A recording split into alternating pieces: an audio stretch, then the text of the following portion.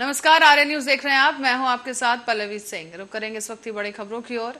यहाँ आपको बता दें कि ऑपरेशन पाताल के तहत चलाए जा रहे अभियान में एसपी ग्रामीण राजकुमार अग्रवाल के आदेश पर सूचना के अनुसार पुलिस बल ने लाडपुर के टॉप 10 अपराधी तस्लीम को शस्त्र फैक्ट्री के साथ गिरफ्तार कर लिया है।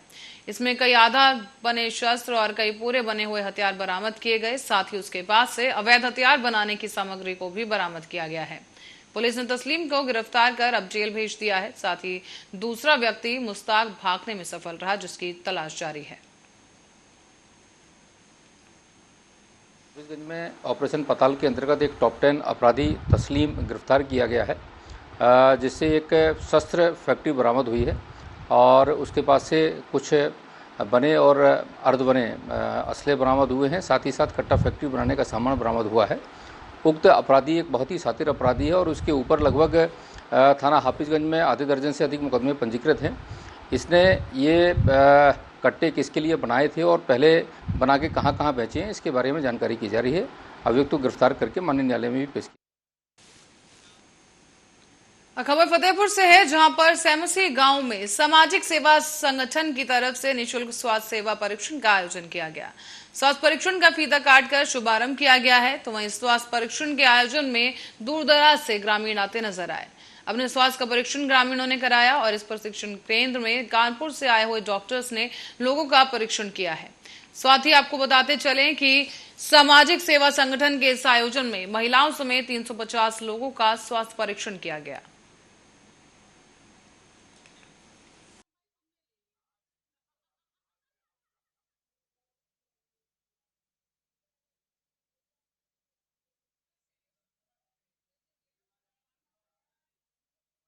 कैंप लगाया गया, जो हमारे मिश्रा जी हैं कार्डियोलॉजी से आके उन्होंने जो कैंप लगाया, तो यहाँ पे देखने से ये मिला है कि हमारे यहाँ मरीज डायबिटिक सबसे ज़्यादा मिल रहे हैं और स्मोकिंग वाले मिल रहे हैं और चेस्ट के भी कंजेस्टेड मिल रहे हैं।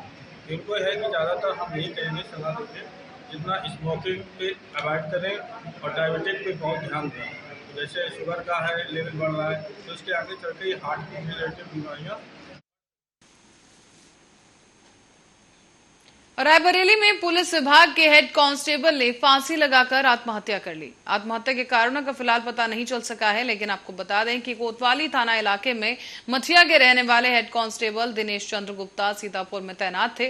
परिजनों के मुताबिक उन्होंने घर के भीतर ही फांसी लगा ली और परिजनों की जानकारी होने पर उन्हें नीचे उतारकर तुरंत ही जिला अस्पताल ले जाया गया, पर वहां उन्हें डॉक्टर्स ने मृत घोषित कर दिया है। दीवान की मौत से परिजनों में कोहराम है।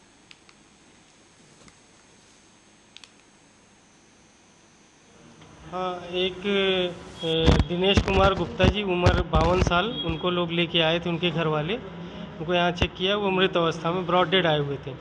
और उनके पुत्र जो शुभम गुप्ता, उन्होंने बताया कि ये फांसी लगा के उनकी मृत्यु हुई। वो आए थे चक शहाबुद्दीनपुर मटिया से, थाना कोतवाली। डेड बॉडी मार्चुरी में रख दी गई है। और यूपी में स्वास्थ्य महकमे को पटरी पर लाने के लिए लगातार मुख्यमंत्री से लेकर डिप्टी सीएम ब्रजेश पाठक द्वारा सरकारी अस्पतालों का औचक निरीक्षण किया जा रहा है, पर बावजूद इसके रायबरेली जिला अस्पताल की सीएमएस सुधरने का नाम नहीं ले रही हैं। दरअसल पिछले कई महीनों से जिला अस्पताल की मॉर्चुरी में लगा फ्रीजर खराब पड़ा है। इसमें रखे जाने वाले शवों से इस भीषण गर्मी में कुछ ही घंटों के बाद बदबू आने लगती है, लेकिन इसका खामियाजा अब अन्य मरीजों को उठाना पड़ रहा है। जिला अस्पताल की मॉर्चुरी में रखे शवों को सुरक्षित रखने के लिए खुद परिजनों को अपने खर्चे पर खुद ही इंतजाम करके बर्फ और अन्य सामान मंगाना पड़ता है। बताया जा रहा है कि वीवीआईपी की लिस्ट में दर्ज रायबरेली सिर्फ सुनने में ही अच्छा लगता है, लेकिन हकीकत कुछ और ही बयां कर रही है। बता दें, यहाँ पर जिला अस्पताल की ये बात हो रही है, जहां पर अव्यवस्थाओं का भंडार नजर आया। आपको बता दें कि इस दौरान अस्पताल में कमीशनबाजी भी देखने को मिली, जहां वीवीआईपी जिला रायबरेली का जिला अस्पताल मरीजों को बाहर की महंगी दवाई लिखना और ऑपरेशन के नाम पर मोटे पैसा लेना, यहां पर ऐसे तमाम प्रकरण सामने आए हैं। यहां तक कि मॉर्चुरी में शवों को रखने के लिए भी पैसे लेने जरूरी होते हैं। यहां पर आपको बता दें कि खुद यहां पर जिला अस्पताल में मेट्रन रंजना श्रीवास्तव का यही कहना है, और क्या कुछ कहा आपको भी बता दें।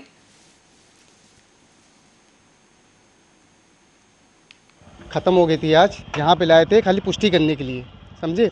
तो यहाँ पे उसको पोस्टमार्टम के लिए भेजने के लिए बोल दिया। बता भी रहे हाँ हम लोग, अरे उसका बुखार उखार आया था, बीपी उसका लो हो गया था, तो ओरल सब दे रहे थे। तो उसका आज पता नहीं अचानक उसको क्या हुआ, वो ख़त्म हो गई। फिर उसके बाद यहाँ लेके आए। और टॉप 10 अपराधियों को पकड़ने का दावा करने वाली रायबरेली जिले की पुलिस शातिर चोरों के आगे नतमस्तक दिखाई दे रही है, क्योंकि मामला शहर कोतवाली क्षेत्र के अंतर्गत राजकीय कॉलोनी का है, जहां खुद एसडीएम तिलोई के ड्राइवर के घर चोर हाथ साफ कर गए हैं। चोरों ने यहां अलमारी को तोड़ा और तोड़कर सारा सामान चुरा कर ले गए। तो वहीं पीड़ित की पत्नी ने बताया है कि कुछ दिन पहले ही उनकी लड़की की शादी हुई थी, जिसका सारा जेवर घर पर ही था।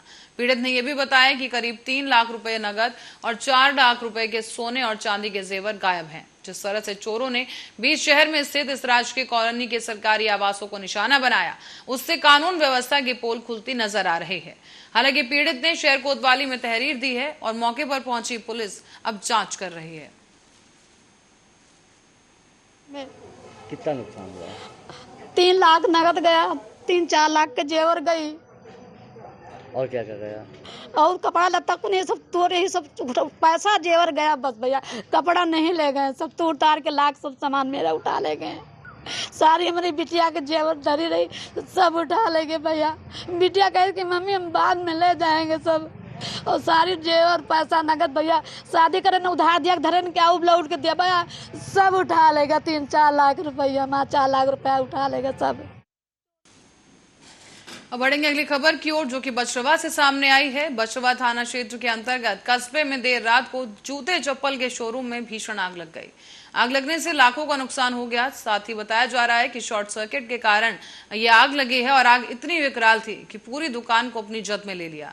आग लगने से अगल बगल के दुकानदारों में भी हड़कंप मच गया, जिससे शोरूम से सिटी कपड़ों की दुकानदारों ने भी अपनी दुकान का सामान खाली करना शुरू कर दिया। इसके बाद स्थानीय लोगों ने आनन फानन में फायर ब्रिगेड को सूचना दी। मौके पर पहुंची फायर ब्रिगेड जब तक आग बुझाती, तब तक शोरूम में रखे सभी जूते चप्पल और अन्य सामान पूरी तरह से जलकर राख हो चुका था।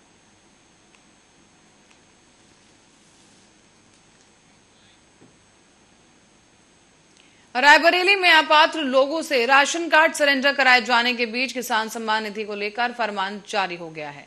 कृषि विभाग ने ऐसे किसानों से सम्मान निधि वापस करने के लिए कहा है जो कि आयकर दाता हैं। दरअसल पिछले दिनों कृषि विभाग को आयकर विभाग से आयकर दाताओं की ऐसी सूची प्राप्त हुई, जिसमें उन लोगों का नाम भी है जो किसान सम्मान निधि का लाभ उठा रहे हैं। केंद्र से मिले निर्देश के अनुसार ऐसे व्यक्ति जो आयकर दाता हैं, वो किसान सम्मान निधि के पात्र नहीं हैं।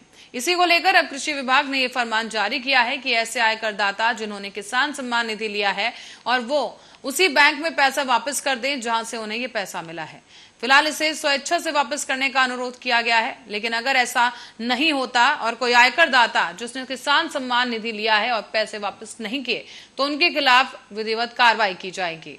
कृषि विभाग की भी मंशा है कि सम्मान निधि पाने वाले किसान कृषि क्रेडिट कार्ड भी अवश्य बनवाएं।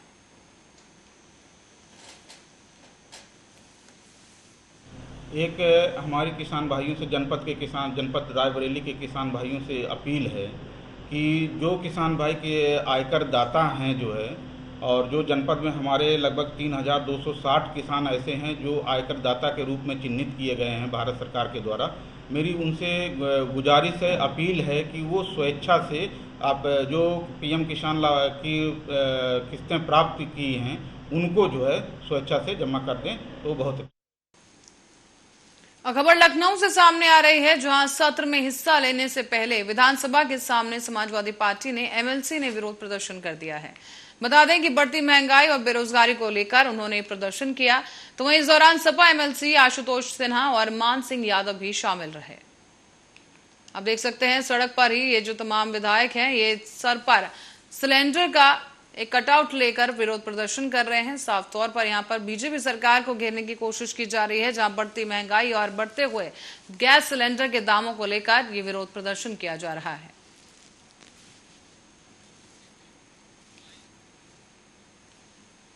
और इसी बीच बढ़ती महंगाई के बीच सेंट्रल गवर्नमेंट ने पब्लिक को एक बड़ा रिलीफ दिया है और पेट्रोलियम पदार्थों के दाम कम कर दिए गए, जिसके बाद हरदोई में भी लोगों ने राहत की सांस ली है। और इस फैसले का स्वागत करते हुए अब अन्य चीजों की भी बढ़ती कीमतें सरकार को कम करने का अनुरोध किया गया।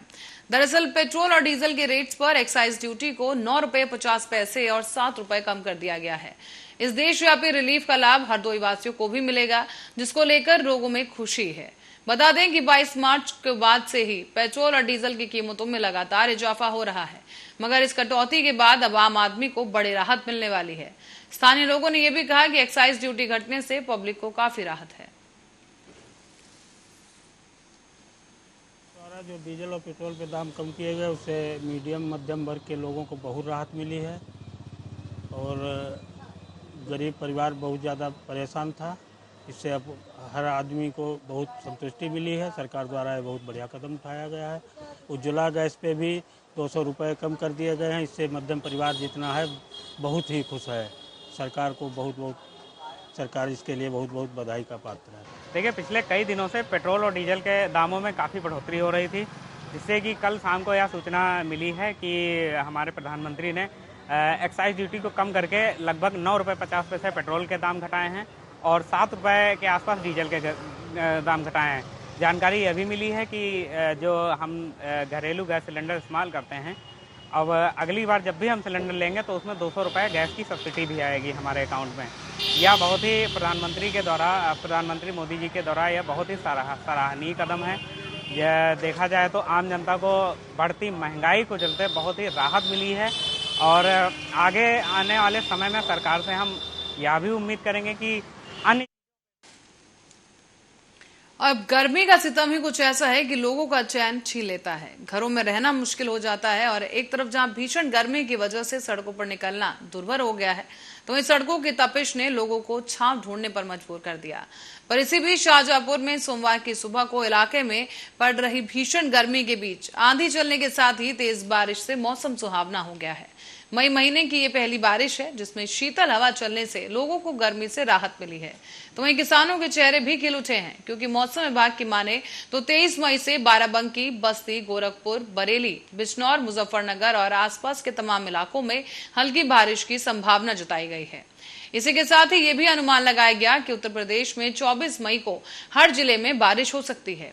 तस्वीरें आपके सामने हम आपको दिखा दें, जहां खुदागंज, परौर कलान, जलालाबाद, जैतीपुर क्षेत्र की है, जहां पर लगभग 50 किलोमीटर प्रति घंटे की रफ्तार से ठंडी हवाओं ने ठंडक बढ़ा दी है।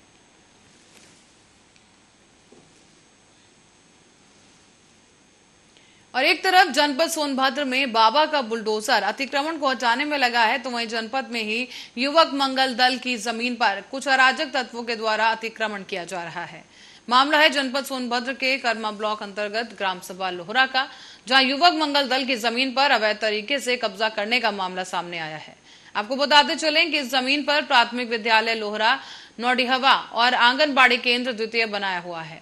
इसी ग्राउंड में दशकों से राज्य स्तरीय खेलकूद प्रतियोगिता भी आयोजित होती रहती है, लेकिन अगल बगल के लोग उक्त जमीन पर अतिक्रमण करते हैं।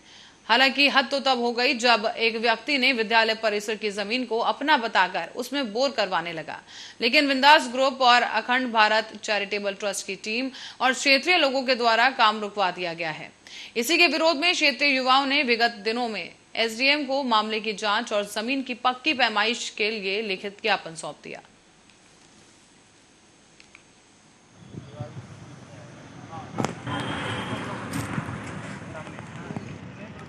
ग्राम पंचायत लोहरा में अब जो खेल का मैदान है युवक मंगल दल के नाम से रजिस्टर्ड है जी, वहाँ पे अवैध कब्जे का मामला मेरे संज्ञान में आया और मैं अपनी टीम के साथ आया हूँ और इस मैदान पे मैंने देखा है जी। कहीं न कहीं देखने से तो यह महसूस हो रहा है कि कुछ गलत हुआ है। जमीनी स्तर पे यह समझ में आ रहा है बिल्कुल वहाँ पे देखने पर, लेकिन जो पूरा मामला है वो राजस्व का मामला है और इसलिए मैं पूरी तरीके से आश्वस्त नहीं हूँ कि किस लेवल तक कब्जा हुआ है या ये कहना बड़ा मुश्किल है।